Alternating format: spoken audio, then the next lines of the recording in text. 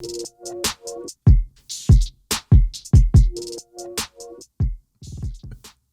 right, welcome back to the John Gill Podcast Show.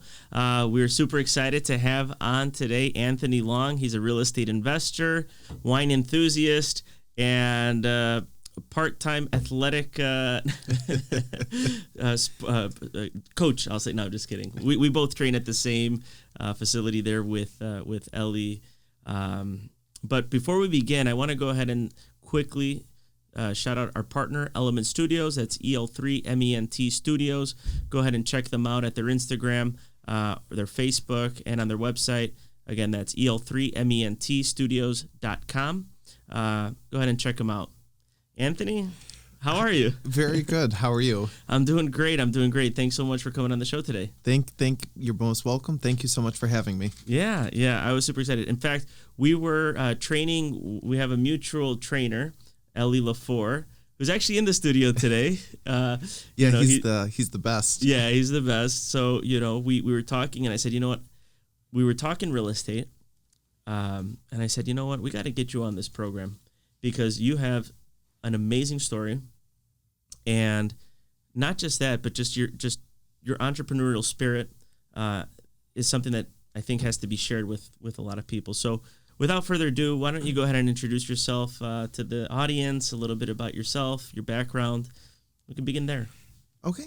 Well, hello. My name is Anthony Long. I'm going to be 31 years old, and I'm kind of an entrepreneur. My first company was when I was in 18. I took over kind of a photography studio and lab. So a lot of my clients were professional photographers and graphic design artists. Mm-hmm. And although a lot of the work that I did was digital, we did a lot of traditional photography and black and white production and things like that. So that was a lot of fun for the, from about 18 to 23. And then I sold the company. And then I kind of went forward and started doing more real estate investment and more real estate management. Interesting. So what got you into the actual management side? You were doing graphic design, mm-hmm. sold that off, and then what led you to go into real estate? Is that something that you just had Well, my family had a background in it. For the last several decades, they've owned, several buildings. The largest one was about 52 units. So I had kind of grew up around real estate management and leasing, and I had a long established background history in apartment showings and even writing up leases. I used to write up leases for my grandparents with Word when I was 6 or 7 years old. No so kidding. I had even though I wasn't writing the contract, I would type it up for them. So I had a very good understanding of some of the law for real estate, as well as some of the practical sales. Okay, perfect. And then you got into the management, and how did that progress? Because you actually ended up investing in some of your own real estate, is that, or you recently sold something in Rogers Park that I think is an exciting deal. If you can talk a little bit about that deal, that'd be great. Yes. Well, my family, we had a couple buildings since about mid-'70s. And when they were taken over, it was kind of about an 8 to 10 year period where the buildings were kind of got rehabbed and then, leased out. And we did a pretty good job from the management side. And as Rogers Park and a lot of Chicago has kind of gentrified, the buildings, went up in value and we invested more money back into them. And then recently we got an offer to sell. So we took the offer. And then so we're excited to have the sale done, and the company that purchased it, they're going to be putting more money into those buildings and into Rogers Park as a whole. That's interesting. But you saw a big progression on the values while you were there.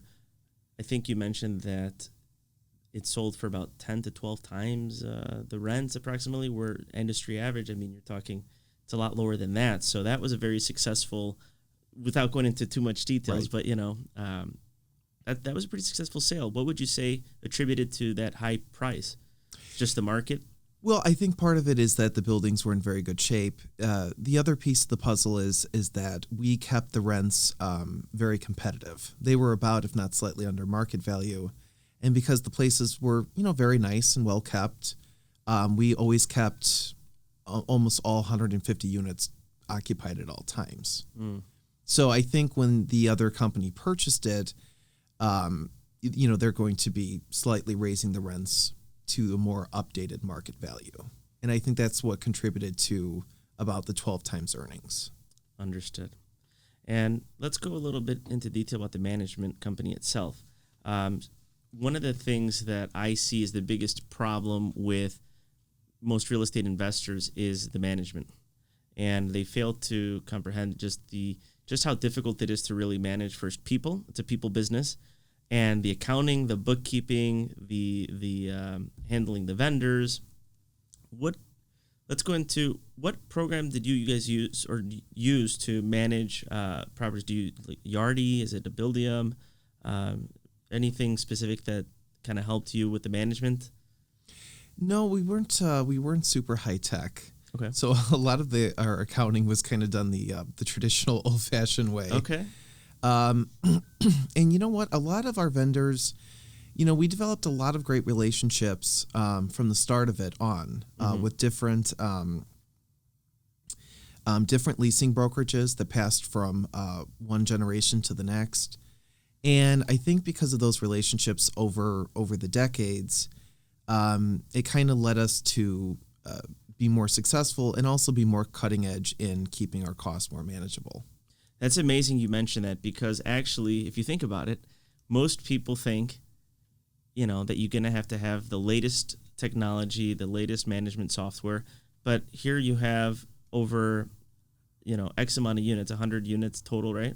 100 to 150, yeah. To 100 to 150, and you're managing it the old school way, and it works.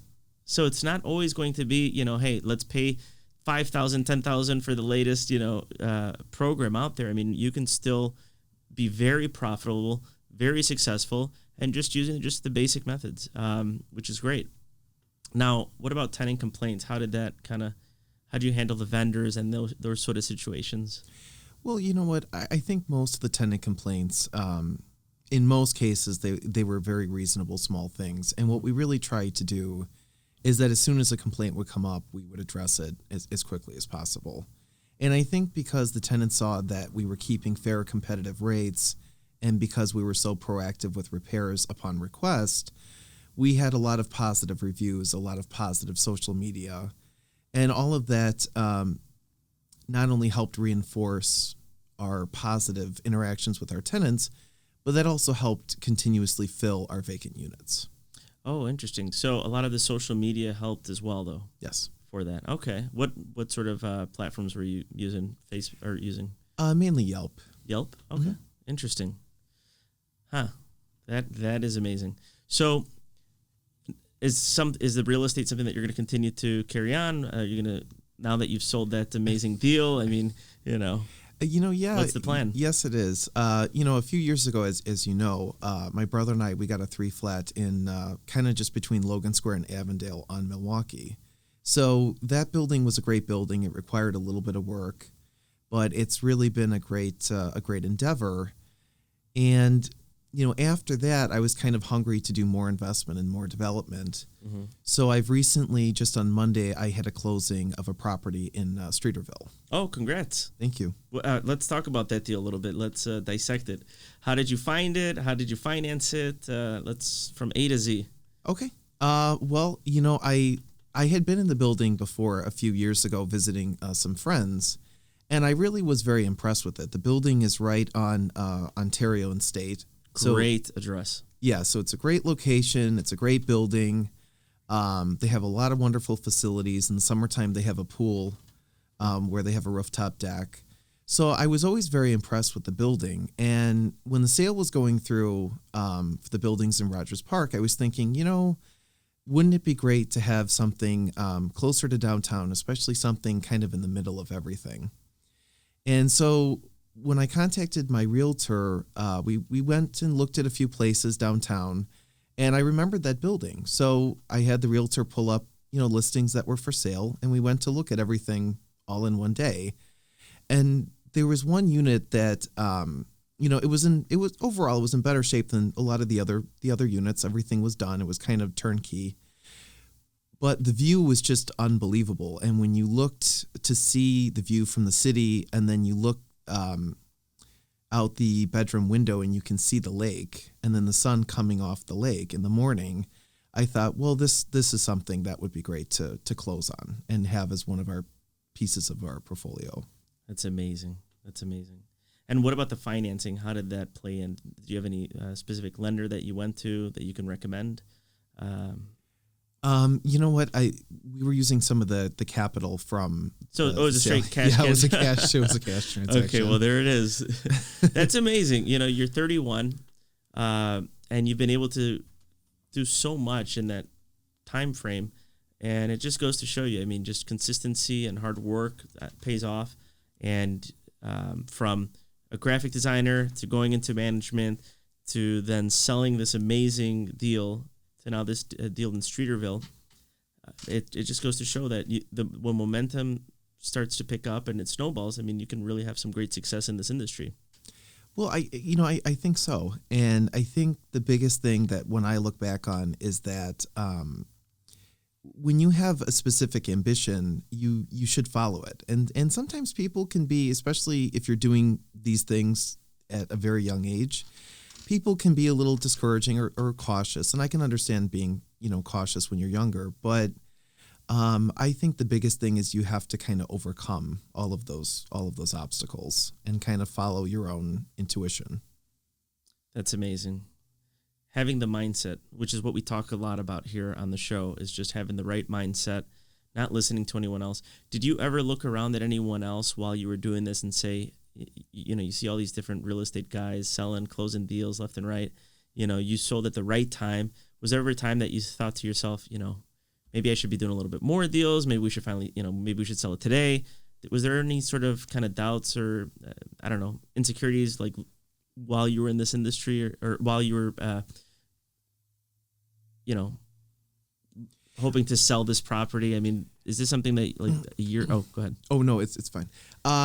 You know what? I think that when we first got the offer, I think I had a little bit of hesitation because, it was a big deal, and we had that company for many, many years, even into decades. And I thought to myself, well, it's kind of a shame to sell, but you know what? The company that we're selling to, they're going to take very good care of the buildings and put even more capital in. And I think that's not only positive for our previous investments, but it's positive to the overall neighborhood. I see. So you were looking at the bigger picture. You weren't just focused. That makes sense. You're seeing that, okay, at least we're giving it to the right players that are going to take this to the next level. They're in good hands. Now let's see our next adventure takes us, basically. Yes. Awesome. Oh, go ahead. Well, and I had also seen previously some of the work they have done in buildings in Evanston, where they've taken beautiful courtyard buildings from 1875 and done great restoration work. So we were very happy and confident that they would do a good job. Perfect. And anything else you're eyeing at the moment? Any other deals out there that look exciting, sound exciting? Well, you know what? I'm looking to I'm always looking to do a little bit more in Logan Square. When I got the first property back in 2017, it was the first time that I've ever had anything that's kind of far, further west from the lake. Mm-hmm. And to be honest, I was a little hesitant about it, but seeing that area and seeing all the amazing restaurants and nightclubs around that area, I think that there's always going to be more potential. Yeah, Logan Square is booming. I mean, we've seen it, firsthand. In fact, I worked in Logan Square about 12, 13 years ago, and I've seen the changes, firsthand. And it's great to come full circle. And actually, our studio is based here in Logan Square, and I'm literally just about a block from where originally I was originating loans with the mortgage company. And yeah, definitely, there's tons of opportunity here. What about Rogers Park? Do you see anything there that? We're going to be looking in Rogers Park. I think that Rogers Park, there's several things I like about Rogers Park. One, you have a beautiful view of the lake. Two, you have beautiful, beautiful homes.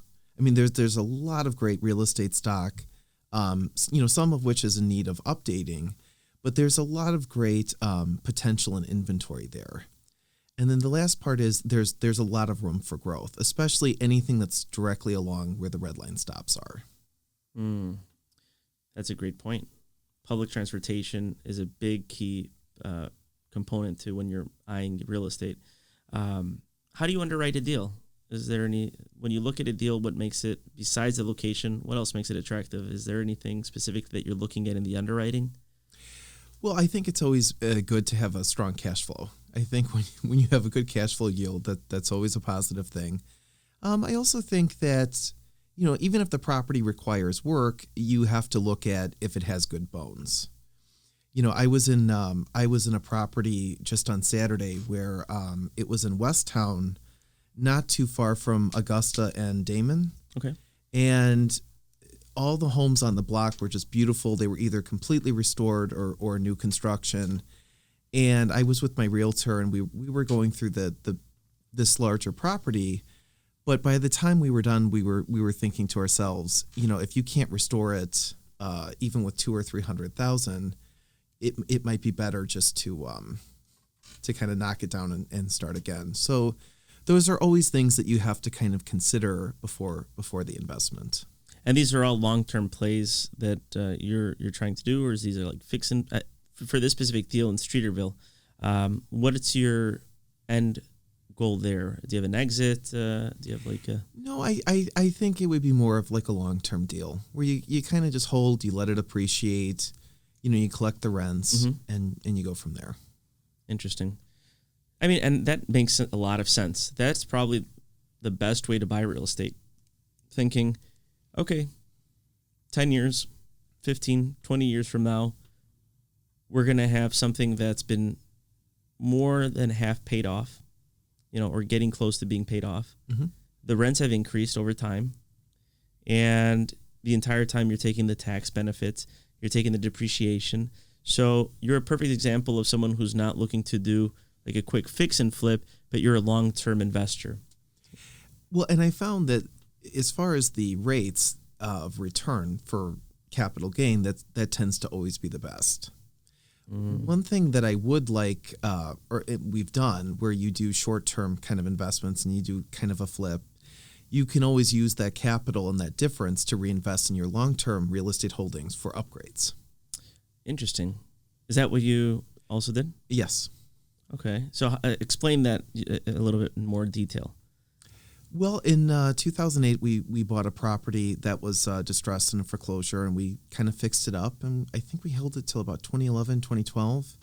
And when we sold it, we took the profit margin, which, wasn't super high, but it was a decent profit, and we reinvested some of that capital into our other long-term holdings for, repairs and upgrades and things like that.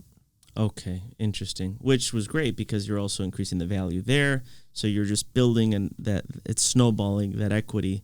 So you got the equity from one deal, you put it into another, that also increased the value into those other deals. So it's a win-win. Well, yeah, that's true. It increases the value, but also it kind of increases your cash flow because you can raise the rents, and then also, you don't have quite the same levels, the same continuity of repairs. And that's a great point about creating value. When we look at deals and we're saying, hey, we want to add value here, we're saying, the way I look at it is, okay, we're going to go ahead and replace everything, gut it out, put all brand new bones, cabinets, hardwood flooring to force the appreciation on those rents, right? And what was your luck trying to increase rents without any of those sort of improvements? Well, I think it's very difficult. I think that most consumers know that if they're going to pay more, they should receive more, and, rightfully so. And I think that when you put money and really even just hard work into a property, I think most prospective tenants, and especially you see this when you do showings, they see it very clearly and very quickly. Absolutely. That's a great point, yeah. They do. And that's what I'm trying to have everyone understand. It's You can't just take a building that has low rents and say to yourself, well, the market rents are showing $50, $100 higher. I'm going to be able to take this and just increase the rents, not do anything. The reality is, it's going to take some work, and they have to budget accordingly. No, that's very true, because the buy and squeeze mentality that some landlords have, it just doesn't really work. Well, it also gives you the slumlord kind of. Well, that's true, and also with the way social media is, you don't want to have an abundance of negative reviews. Of course, yeah, that definitely has impacted. Have you? Here's another real great point that you brought up. You're always, no matter how great of a management company you are, you're going to have tenants that aren't going to be happy. There's always going to be a few that, you've given them the world and they still want, the universe, right? Right. So have you had any, did you ever have an issue where you had a complaint online? And if you did, how did you deal with kind of putting that to rest? Well, you know what, we've had a few complaints online, but you know what, the way that we approached it was we contacted the tenant directly, and we just did our best to resolve the situation. And in those cases, they did get resolved. We have had a few tenants where, for whatever reason, they have maybe unrealistic expectations or unrealistic complaints. And, you do your best to accommodate them. But if they're not happy renting there, then, maybe you conclude the lease and they can rent, elsewhere. Absolutely. And we've had a few of those cases, but the vast majority of our tenants were happy, and we were able to maintain that level of being content. Perfect. Maintaining that good relationship definitely is what's going to make the difference. Now let's also talk about your vacancy rates. How did you keep? What were your vacancy rates at typically?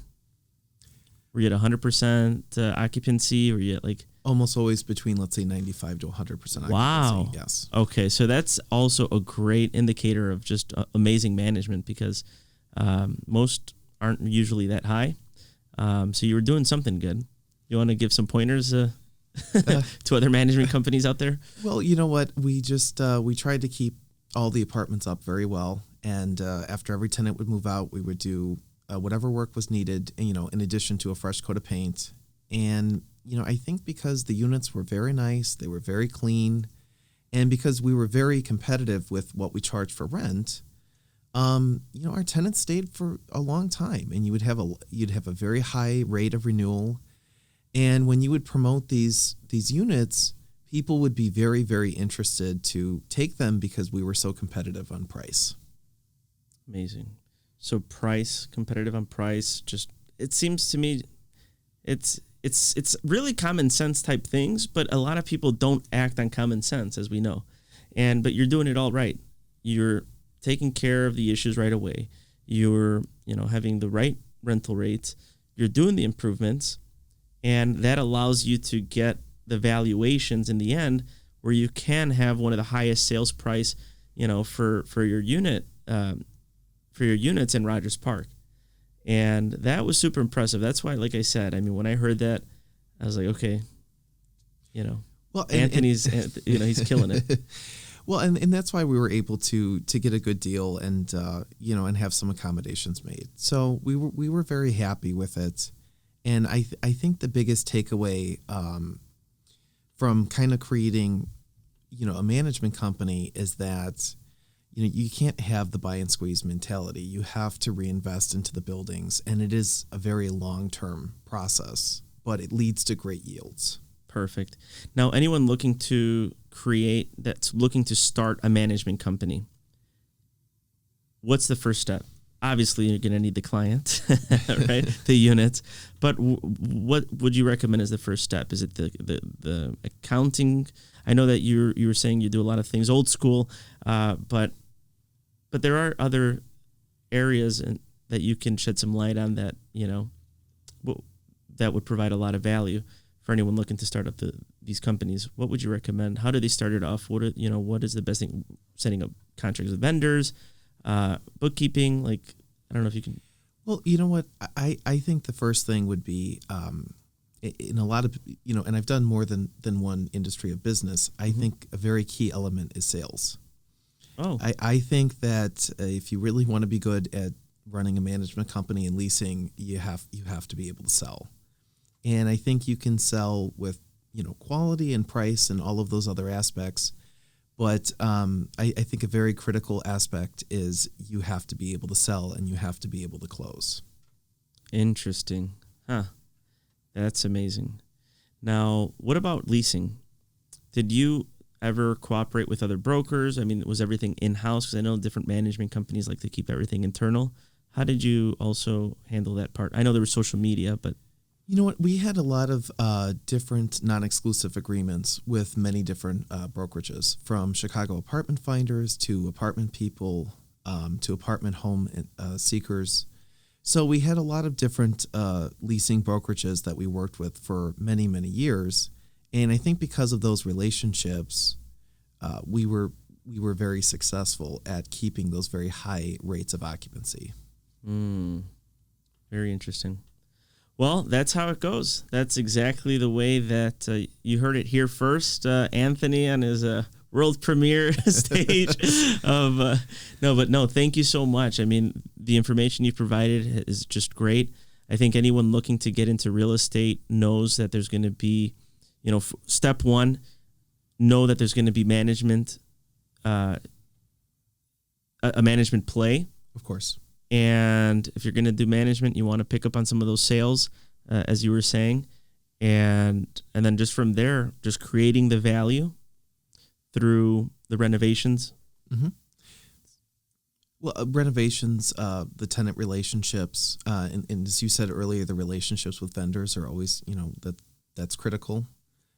Because when you have work that you want to address immediately, having those relationships with the vendors, having the relationships with the carpenters, plumbers, electricians, it makes a difference, not only in turnaround time, but also in price. Okay, great point.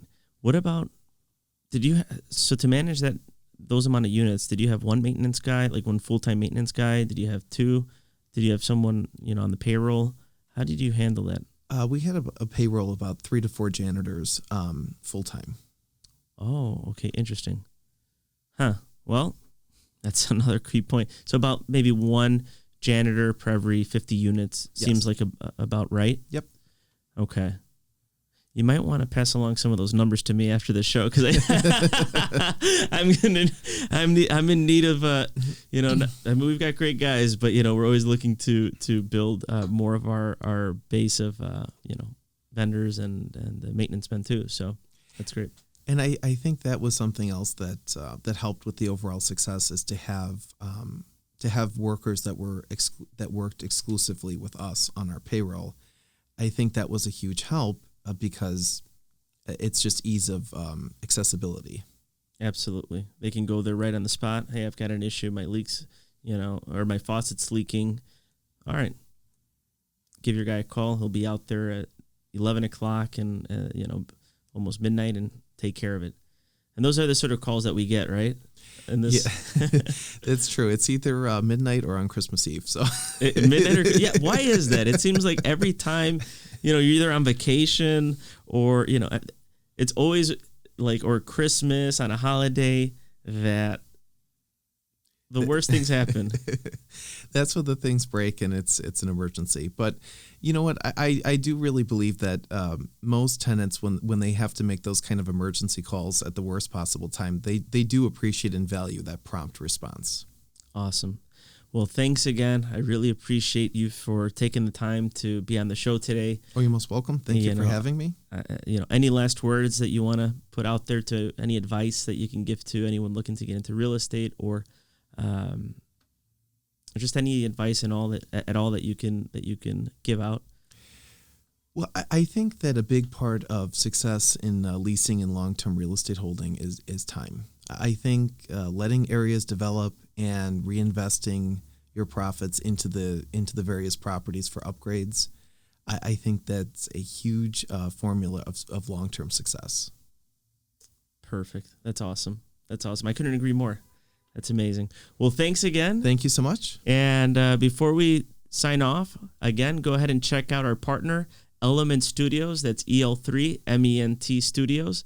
They do great media production. Go ahead and check them out at their Insta, Facebook, and website. Thanks again. Oh, thank you. Bye-bye.